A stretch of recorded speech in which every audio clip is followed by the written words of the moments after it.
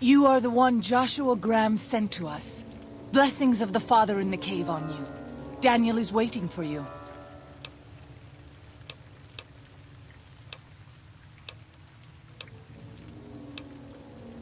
Have you not heard of the God of the New Canaanites?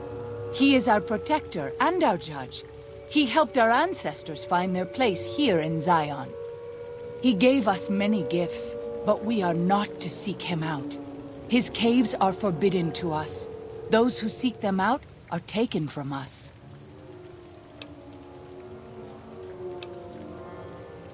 Perhaps you do not fully understand the New Canaanites. I have seen the Father's images. His holy bride and holy son were given unto the world to save it. They dwelt in the caverns of the mountains, caverns which can still be seen today. The people sinned against him, and were punished with the end that came in fire and the loss of the holy tongue. Only the New Canaanites were spared. I'm sure Daniel could tell you more. His knowledge of the Father is greater than my own. Then I will look forward to our next speaking.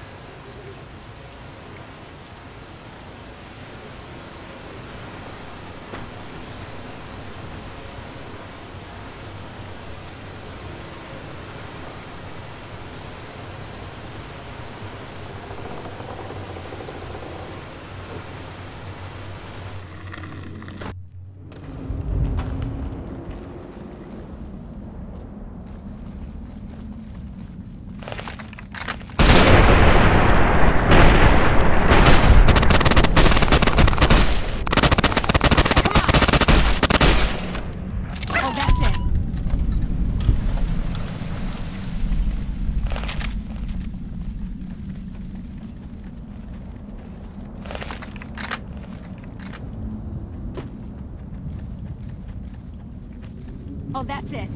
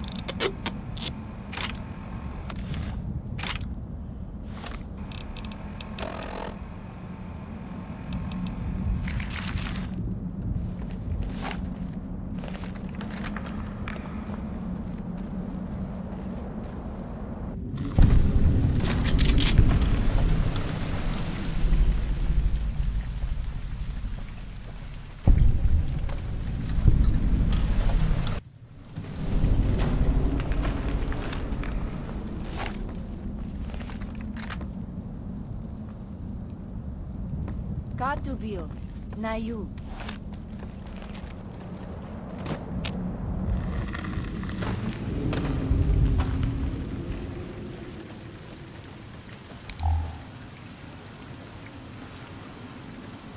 The dead horse has told me details about the attack on your caravan. A stranger's sympathy might not count for much, but for what it's worth, I'm sorry. The Sorrows will mourn your friends too. They mourn everyone, even the Whitelegs. They have sensitive souls. Innocent, if there is such a thing. In spite of what's happened, I hope that Joshua and I can help you out of here. But to be frank, we need your help too.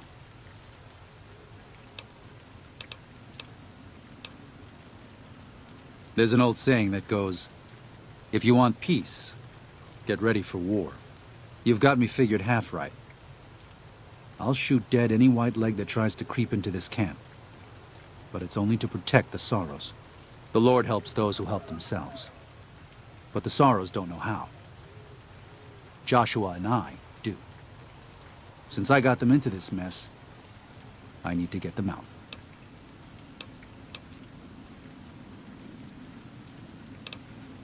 There is an important difference between killing in defense and waging war.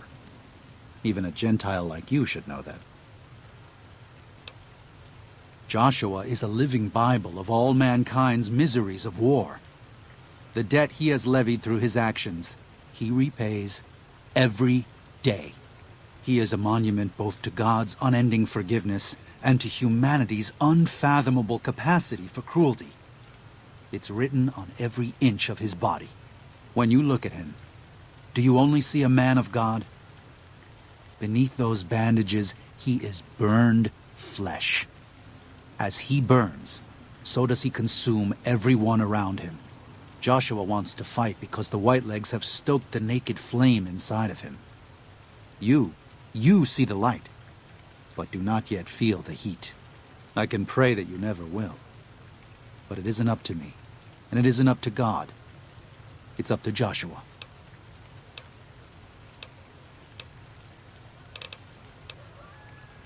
Well, I'll be. I was starting to lose hope we'd be able to get any of this, much less all of it.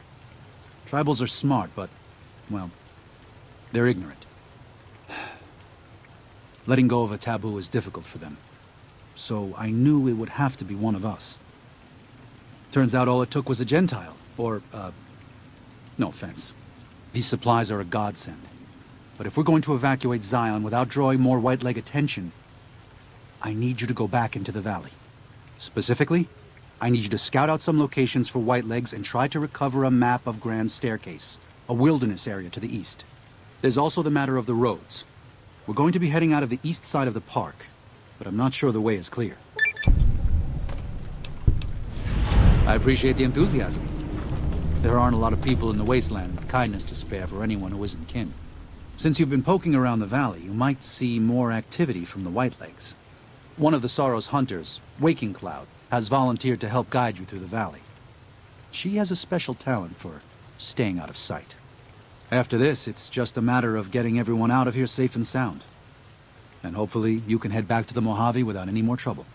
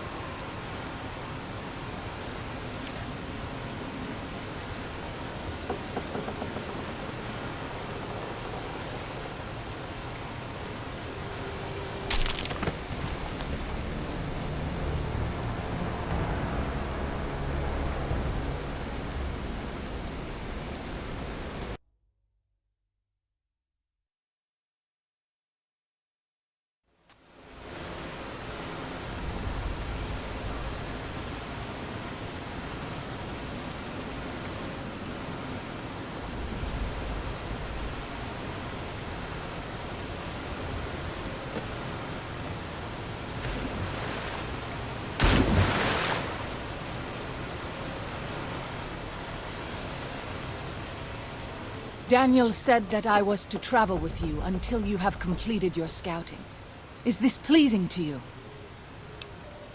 The lone big horner is the most vulnerable to its enemies. In the herd lies strength. If you reconsider your choice, I will be here. Paz Patasuba.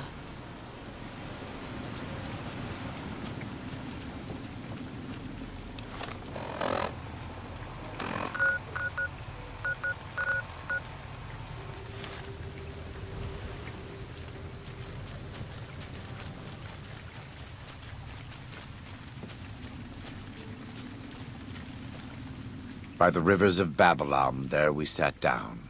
Yea, we wept, when we remembered Zion. Remember, O Lord, the children of Edom in the day of Jerusalem, who said, raise it even to the foundation. O daughter of Babylon, who ought to be destroyed, happy shall he be, that rewardeth thee as thou hast served us. Happy shall he be, that taketh and dasheth thy little ones against the stones. Do you know what it means? Given those two choices, yes. In the best of all possible worlds, they would just leave us in peace. But they won't.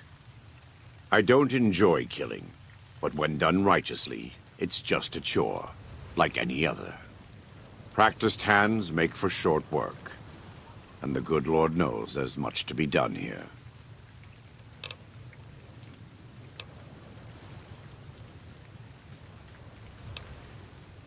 They're still God's children.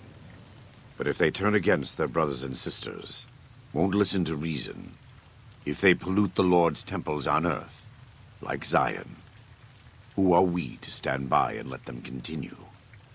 Daniel does not yet see things the way we do. He is the John to our Matthew and Mark. When you have a moment, speak with him. There may still be time to save Zion from the Whitelegs, to keep God's children here, in this living temple.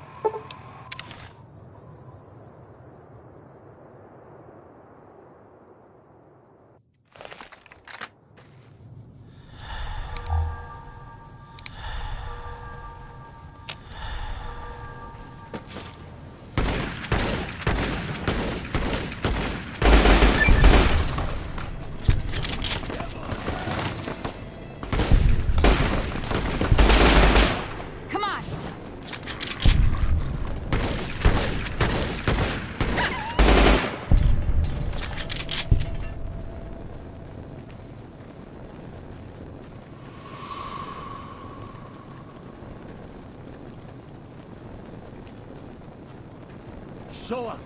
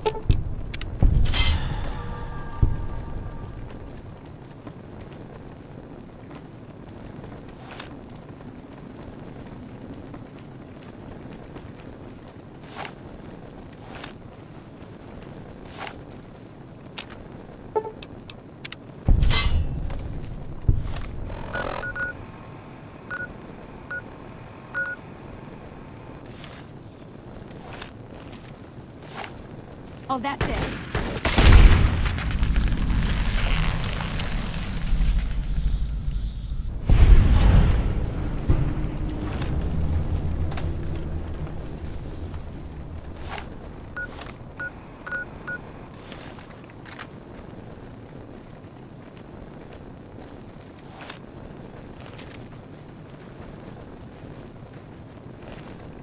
Come on!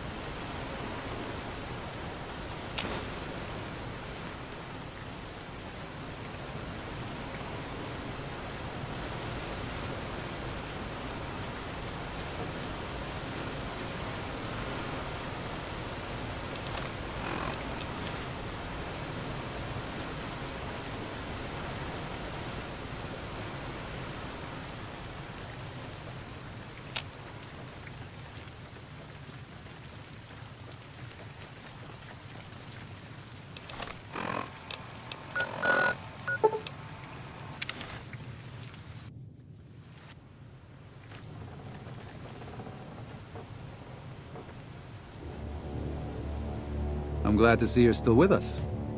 How can I help you? I appreciate it. Well, that's it. This is all we need. Now all that's left is to quietly pack up and try to get out of here without being noticed. That's assuming that Joshua won't try to stop me. And that he hasn't talked you into fighting the Whitelegs despite what I've said. Don't worry, I don't hold it against you. You're an outsider. Fighting seems like the practical solution. I'll tell you again. There's more at stake.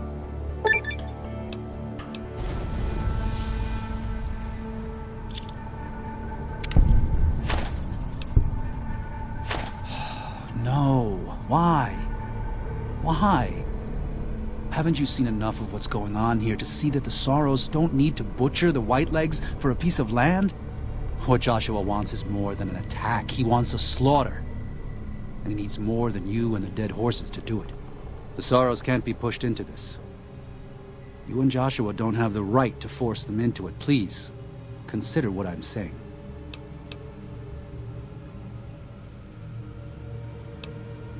I've already explained to them that we're leaving. They've accepted it. What is Joshua going to tell them about being a warrior?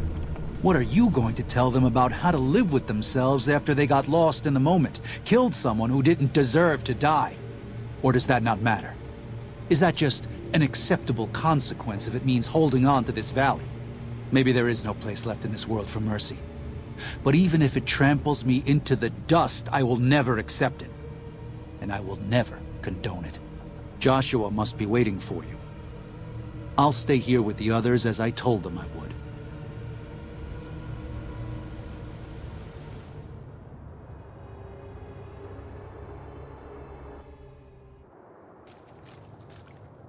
Thank you for this. I know Daniel doesn't approve, but destroying the Whitelegs is the only way to ensure the Sorrows can remain in Zion.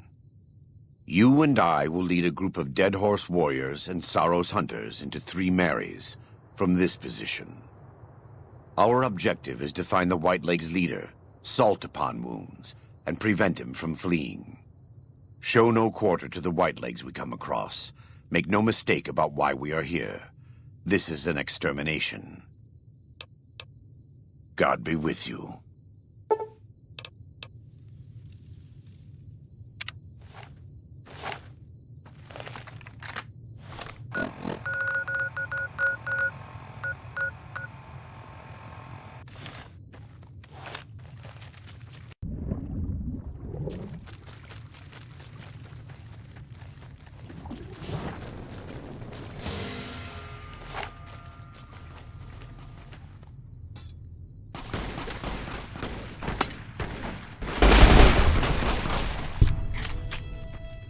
Das wird bad.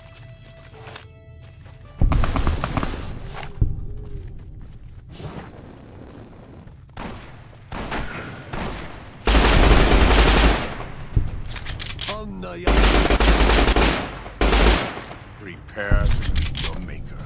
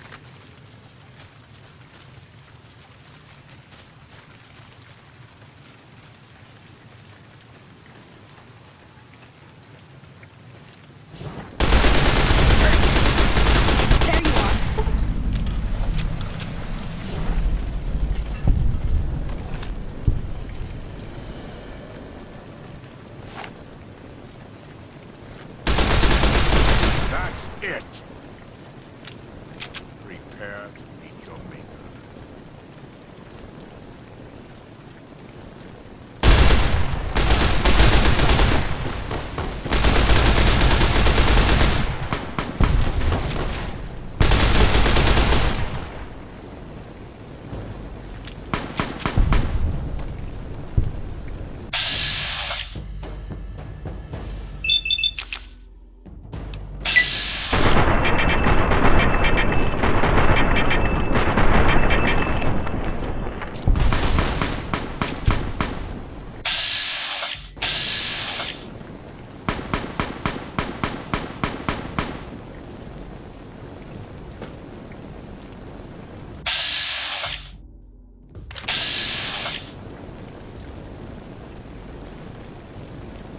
Die where you stand!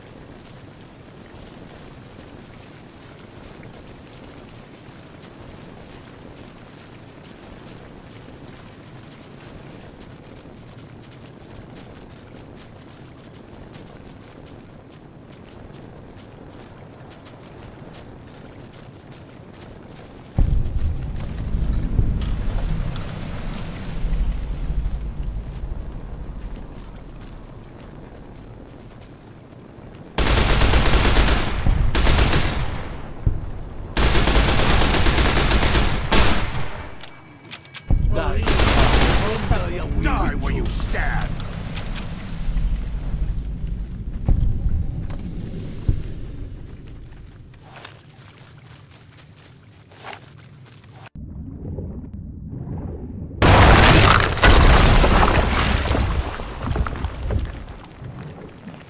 This is taking too long. We can't let salt upon wounds escape. I'm going to find a way around. God willing, we will finish this together.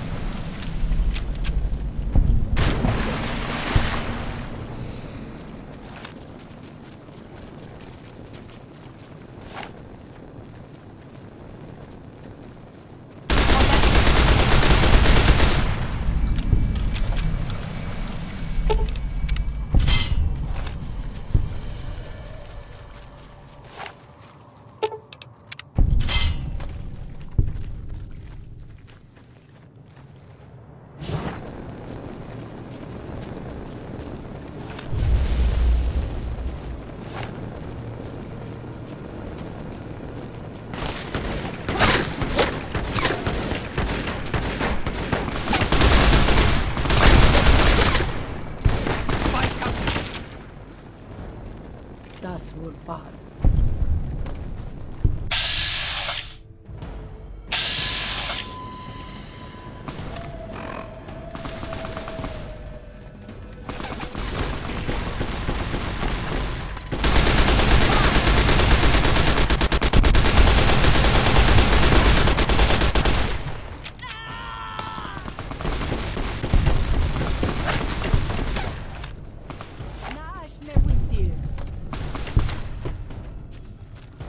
Nașne with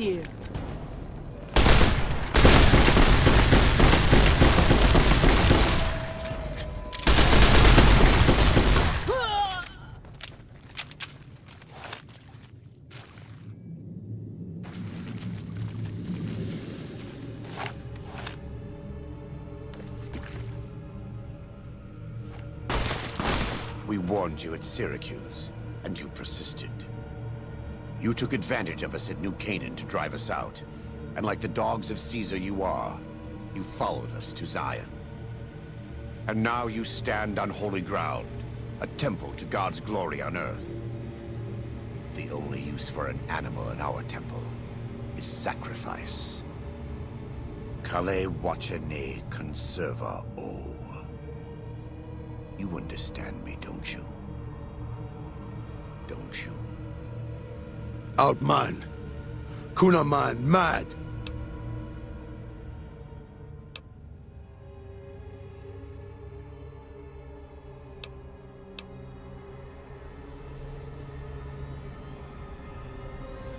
You Your day.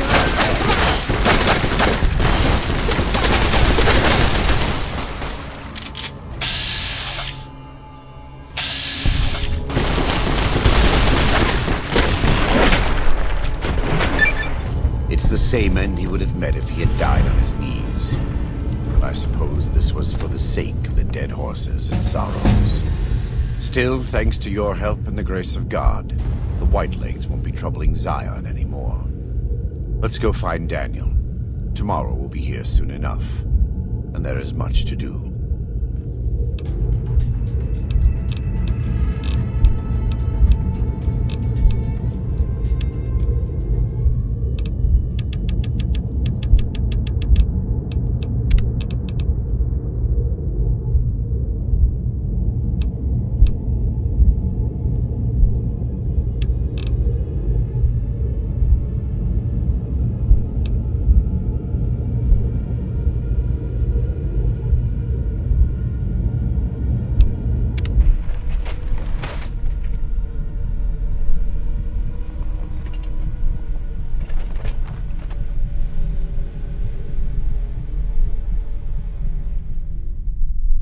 And so it was that the conflict between the New Canaanites and the Whitelegs was finally resolved.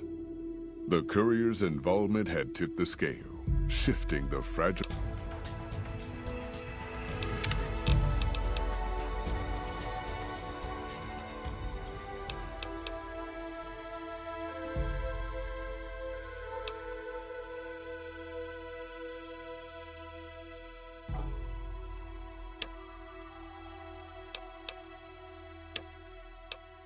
balance of power.